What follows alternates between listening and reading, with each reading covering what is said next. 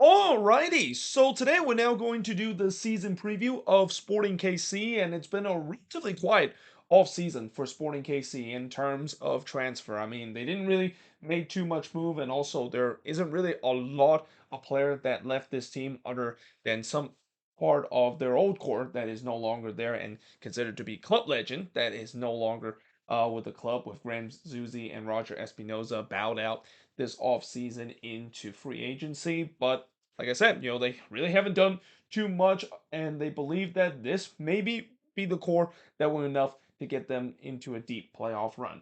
Now, that being said, last season they did finish the season with a 12-8-14 record, and mind you, they started the season 0-3-7, and that the fact that I think the reason why they didn't make a lot of moves is that they believe after that disastrous start in the first 10 games of the season and how they had the best record after that, they believe that's good enough for them to potentially compete for MLS Cup this year, and that they finished with 44 points. And they also had to have that incredible run because it was almost miraculous, as I said before, how this team was able to make it to the playoffs, and that of course was the case. And what's even more interesting is that they also won a playoff game. And I think, as much as I know Sporting KC fans are a little disappointed that they didn't get far into the playoff last year, the fact that they made the playoff and they were able to beat their hated rival St. Louis City and knock them out for the first time in their young club history, I think that's going to be considered a success.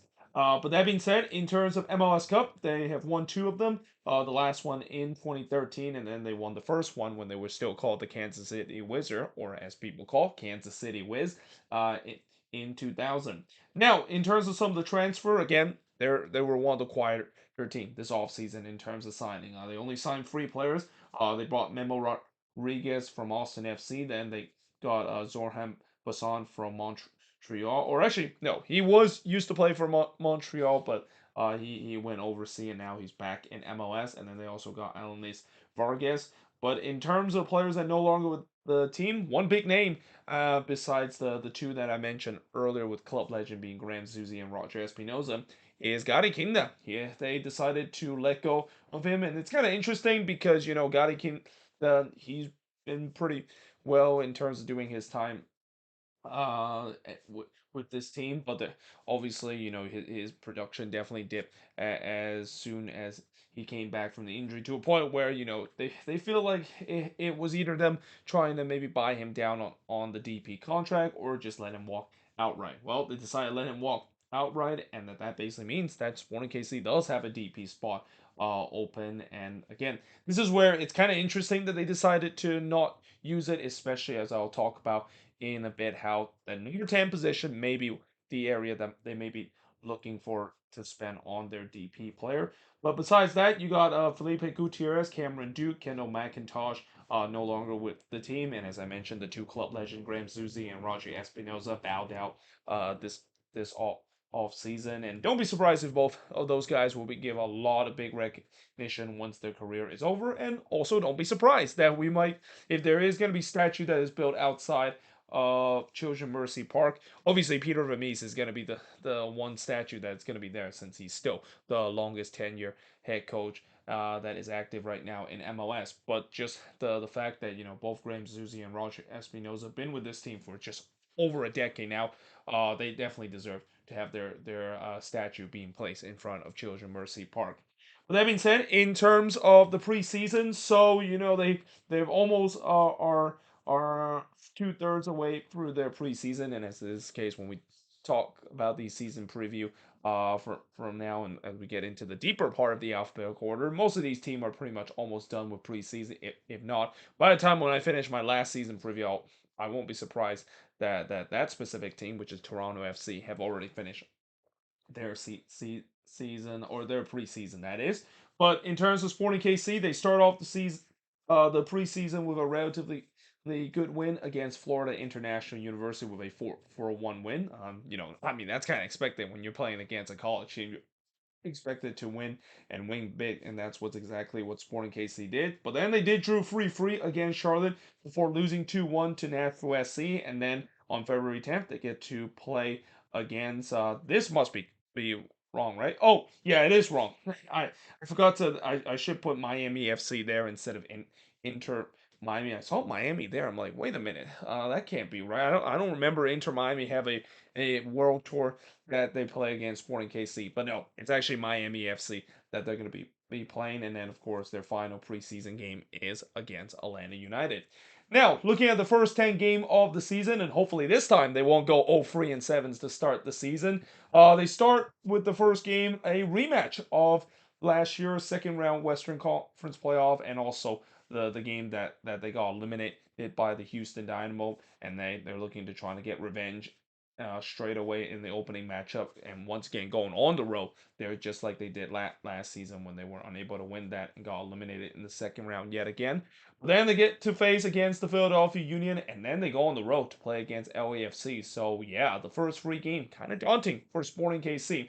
The good news is they get the San Jose Earthquakes after that, which again, I'll say this: they're definitely not going to go 0-3 and 7 this season, because one thing about Sporting KC whenever they play against the Quakes, it's a guarantee win. I mean, the Quakes have never been Sporting KC on the road. They rarely even got a draw against Sporting KC on the road. So, Sporting KC fans, you can be relieved. You're not going to go winless in your first 10 game of the season, because you pretty much have a freebie against the Quakes. And besides them playing the Galaxy after that, they got another relatively freebie game against Toronto FC on the road. And again, the reason why I say that is that Toronto is supposed to be a team that many have said that they could potentially be repeating as the wooden spoon team heading into next season. But then they get to play against the Portland Timbers at home before they get to play against Messi and Fran at Arrowhead in Kansas City, and that's in the Missouri side of Kansas City, not the Kansas side of Kansas City, where Sporting KC, of course, play. And again, it makes sense because not only that this is an opportunity to get more money out of the match they knew that Sporting KC will have when they play against Inter Miami, but knowing the fact that you're gonna be facing Messi and Fran, yeah, you're gonna need a bigger stadium. I mean, pretty much the entire region of the Midwest is going to go there. I also won't be surprised even if some St. Louis fans would want to go to watch this game. And I know that kind of sounds dirty to watch your rival play, but I mean, I'm pretty sure the entire Midwest want to watch the greatest player of all time and his friends play. And in some way, if you're a St. Louis fan and you get to go to watch this game, you might as well just root for Inter Miami, because they're your rivals. So why not just don an Inter Miami jersey and basically root them secondhand and hope that they can, of course, beat Sporting KC. But that being said, speaking of St. Louis, that's the first game we're gonna see in terms of the unofficial soccer capital derby between both of these teams. And the reason why I say that is because there's always that fight about who is the true soccer capital. And again, Portland will also want to have a word with that. But yeah, it should be very interesting to see both of these teams face off against each other on April 20th of no other day. That's certainly a nice day for them to host that game before they go on the road to play against Minnesota United to rounds up the first 10 games. Now, when you look at the Post Leeds Cup, they actually only play 8 games in the Post Leeds Cup, so they play some of the fewest amount of games Post Leeds Cup, and that start with them playing against Orlando City before they get a 2 week break, and then go on the road to play against the New York Red Bulls. Then they got Seattle after that for playing against Colorado at home. Then they play Minnesota at home before we see the last of the big rivalry between these two Midwestern teams face off against each other on September 28th, St. Louis and Sporting KC, nevertheless. Then they, of course, play against LAFC at home before finishing off the season on the road against FC Dallas, like what I said in the last season preview when I talked about FC Dallas.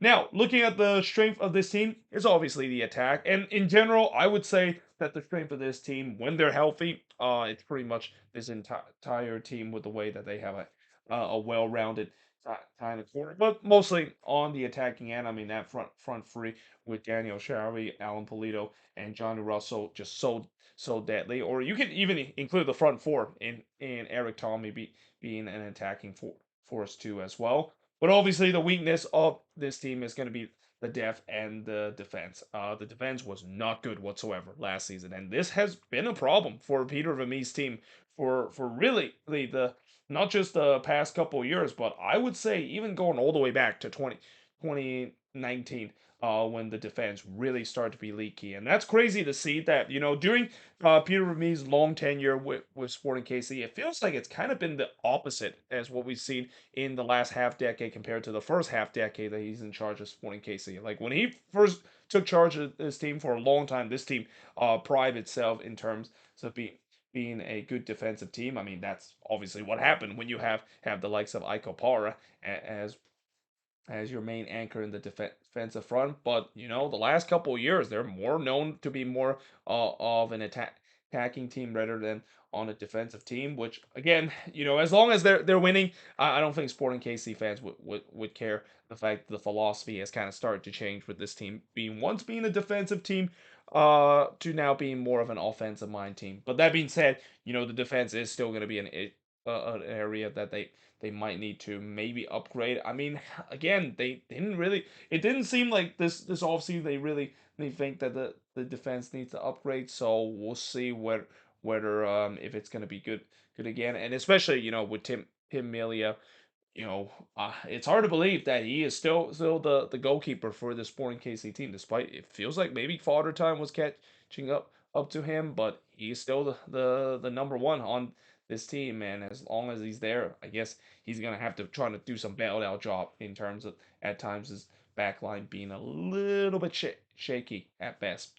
Now, in terms of expectation, obviously is go deep into the playoffs. And in general, I think the expectation also is to get a home playoff game and finish near the top of the Western Conference. I mean, this team has the ability to do so. But obviously, I also think that this is one of those teams where I mentioned this with some teams that wants to have some playoff success or even have MLS Cup as their expectation. They don't really care about what happened in the regular season. It's all about what happened in the postseason. And for this team, them choking every single playoffs, really going all the way back to when they win MLS Cup in 2013.